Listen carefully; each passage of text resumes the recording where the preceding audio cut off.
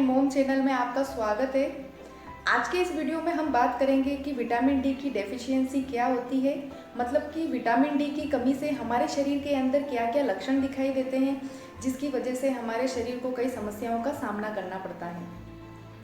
वैज्ञानिक के रिसर्च के अनुसार इस दुनिया में लगभग 1 अरब व्यक्ति विटामिन डी की कमी से पीड़ित होते हैं और उनको इस बात का पता भी नहीं होता है, क्योंकि इस जो रोग है उसके लक्षण इतने कॉमन होते हैं जिसकी वजह से हमको पता नहीं चल पाता है। अब हम जानते हैं कि विटामिन डी हमारे शरीर के लिए क्यों महत्वपूर्ण होता है, इसका हमारे शरीर में क्या महत्वपूर्ण रोल होता है। हमारे शरीर को मजबूत बनाने के लिए, हड्डियों को स्ट्रॉन्ग बनाने के लिए कैल्शियम बहुत ही ज़्यादा ज़रूरी होता है, इस बात को हम सभी जानते हैं। लेकिन जो विटामिन डी है वो हमारे शरीर में कैल्शियम के अवशोषण को बढ़ाता है।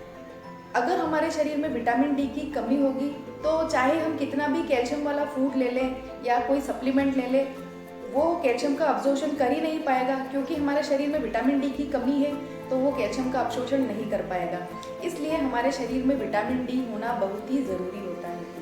दोस्तों, अब हम जानेंगे कि विटामिन डी की कमी से शरीर के अंदर कौन कौन से सिम्टम्स दिखाई देते हैं। अगर आपको भी ये सिम्टम्स दिखाई दे तो आप एक बार डॉक्टर के पास जाके विटामिन डी की और कैल्शियम की जांच जरूर करवाएं। अब विटामिन डी की डेफिशिएंसी का सबसे प्रमुख लक्षण होता है हड्डियाँ इसमें कमज़ोर हो जाती है और ऑस्टियोपोरोसिस की शिकायत हो जाती है।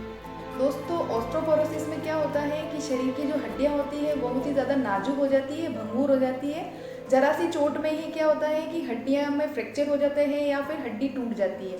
तो ये जो समस्या है ये विटामिन डी के कारण होती है।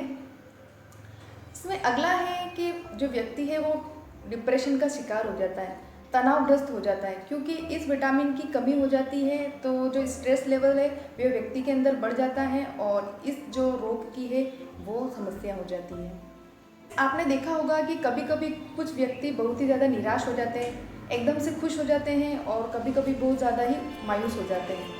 तो ऐसा इस हार्मोन की वजह से ही होता है, उनके अंदर मूड स्विंग की समस्या हो जाती है। इसमें क्या होता है कि जो विटामिन डी होता है ये एक हार्मोन होता है सेरोटोनिन, उसके स्तर को कंट्रोल में रखता है। लेकिन जब विटामिन डी की हमारे शरीर में कमी आ जाती है तो जो सेरोटोनिन हार्मोन है इसका बैलेंस बिगड़ जाता है, जिसके कारण हमारे शरीर में मूड स्विंग की समस्या देखने को मिलती है।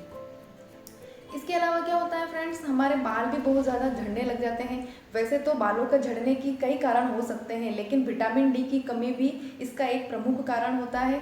बाल जो होते हैं वो जड़ों से भी टूटने लग जाते हैं और बालों का बीच बीच में से टूट जाते हैं, यानी कि बीच बीच में से बाल टूट जाएंगे और बाल बहुत ही ज़्यादा रूखे हो जाएंगे। तो अगर आपके साथ भी ये समस्या है तो आप समझ लीजिए कि आपको विटामिन डी की कमी है। कभी कभी हमारा शरीर बहुत ही ज़्यादा थका हुआ महसूस करता है, बहुत ही ज़्यादा थकान आ जाती है। हम अगर कोई हार्ड वर्क नहीं करते हैं और प्रॉपर रेस्ट लेते हैं उसके बावजूद भी हमको बहुत ज़्यादा थकान महसूस होती है, तो वो भी इस विटामिन की कमी के कारण ही होता है। अब फ्रेंड्स, हमारे शरीर के कई हिस्सों में मांसपेशियों में बहुत ज़्यादा दर्द होता है।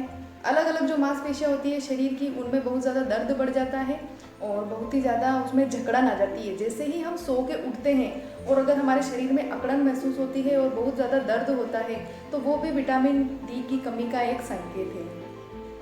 कभी हमारे शरीर में चोट लग जाती है और प्रॉपर इलाज करने के बाद भी, उसको ट्रीटमेंट करने के बाद भी उसमें कोई फ़र्क नहीं पड़ता है, यानी कि घाव है वो जल्दी से नहीं भरता है, तो वो भी विटामिन डी की कमी के कारण ही ऐसा होता है।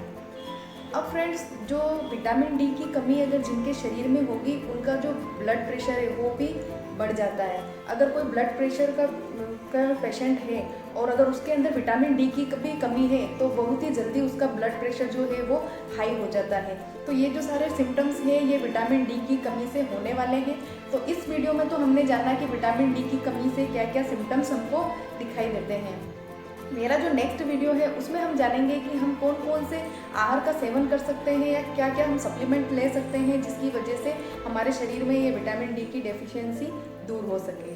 तो फ्रेंड्स, आपको आज का ये वीडियो कैसा लगा है? अगर अच्छा लगा हो तो प्लीज़ इसे लाइक, शेयर और कमेंट कीजिए और मेरे चैनल को सब्सक्राइब कीजिए। Thank you.